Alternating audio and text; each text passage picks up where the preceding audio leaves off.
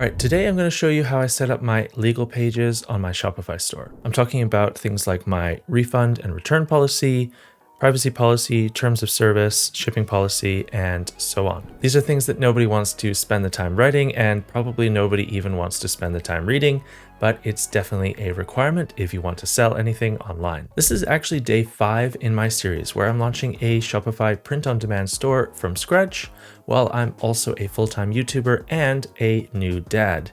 I have a playlist of videos if you want to check that out up here. And currently I'm setting up to sell things in the EU, but frankly, no matter where you are in the world, these legal pages are non-optional. And in my case in particular, selling print-on-demand items, it's really important to inform customers about refunds and returns. So with the obvious disclaimer that I am not a lawyer, this is not legal advice, and I don't want you to get the impression that this is exactly how you should do it. I just want to show you simply what I was doing to set up my store so you can get an idea of where to start with your own store. But writing these pages isn't just for legal compliance, it's also to build trust with your customers. Data protection in the EU, or GDPR for short, requires a privacy policy. And this is also best practice if you're selling really anywhere in the world. The terms of service protects you as the seller from disputes and misuse. And a clear refund policy sets expectations for customers up front, so there are no headaches down the line and you can explain everything to customers very calmly. Finally, the shipping policy can clarify things for customers before they buy, which is really important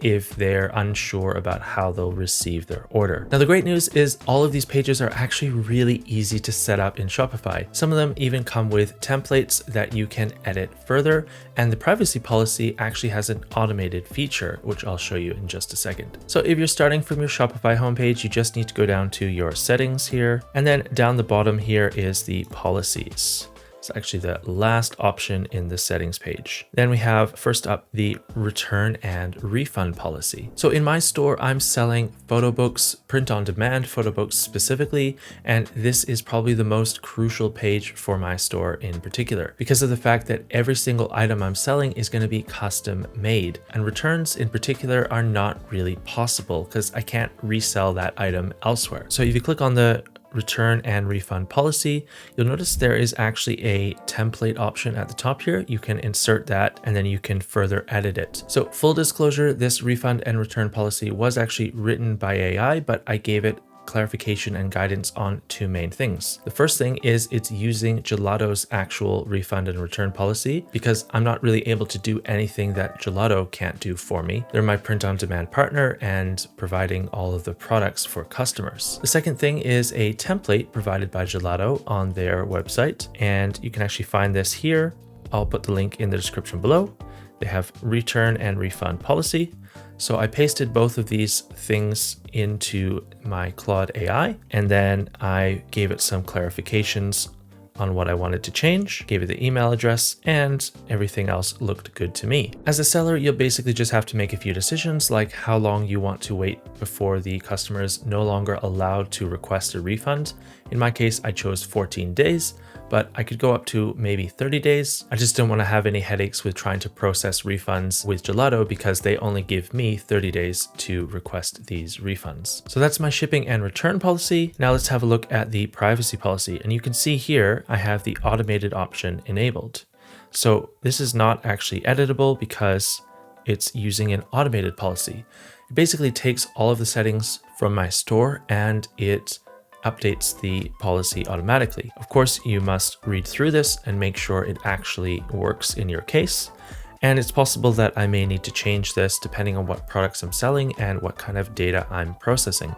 But at the moment, this looks pretty good to me. So we can actually move on very quickly here. Now you'll notice the terms of service, I haven't actually set a policy yet because I just wanted to show you what it looks like if you haven't set up any of these policies before. And you can click on insert template, and then you can see there's a template where I would need to insert my VAT number, my business address, business phone number, all of this kinds of things. Make sure you go through and update all of those essential details before you hit publish on your store. But once you've gone through and done that, job done. Of course, you'll want to actually read through the various headings, maybe consult with a lawyer if you need to, and get this finalized. So I'll click on publish for now, but I will need to update those details before I hit publish on my store.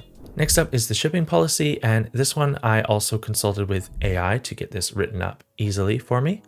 And basically I just wanted to clarify that we use the shipping through our provider, through our print-on-demand provider, Gelato. And they have flat shipping rates that I set up and synced with my store on day 4 of the series in the last video.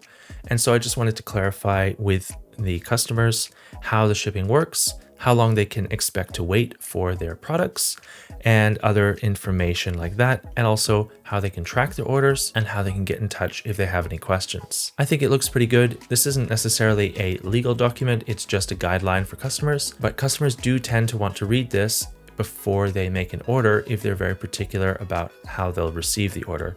They really just want to get the information. So that should be good for now. And there's also a legal notice, which I also haven't set up before, but there's no template for this, and I think it's optional in my case. If there are any particular legal notices you need for your store, I think you're probably at the level where you're talking with a lawyer about that kind of thing, and they'll tell you what to do here instead. Now, the next thing is actually your cookie consent. So depending on where you are in the world, you may be required to disclose the cookies that your site is collecting.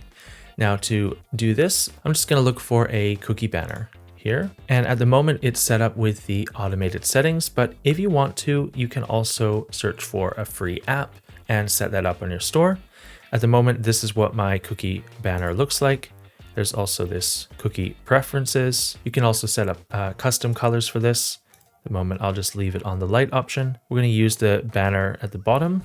You can do banner full width. I think bottom center is fine, and you don't have to enable it at checkout, but that's also an option as well. And you can see where this banner will be visible in all of these countries, including Austria, Belgium, and the rest of these European countries. You can click on view if you want to preview what that looks like. And that's basically all the settings there for your cookie banner. So then in the EU and obviously the rest of the world, you will be good to go. Now, the last thing, once all of these pages are done, we want to actually link to them in the footer of our site.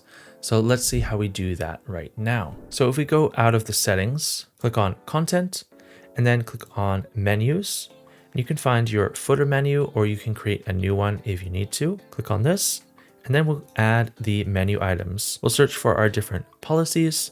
So we have contact information, go to policies, and select the rest of them one by one. Just going to reorder them a little bit here. So we have contact information, shipping, refund, privacy, and terms of service. Then we can click on save, and that's going to update our menu for the footer. And now if we go into our online store, click on edit theme here, and then on our homepage, for example, we have our footer, and this is to edit some of the items in the footer. But if you just go back and you can see all the different menu items in the footer, we have an option for the footer menu. And up here, you can change which menu it is. So you can click on replace, choose a different menu. We want our footer menu.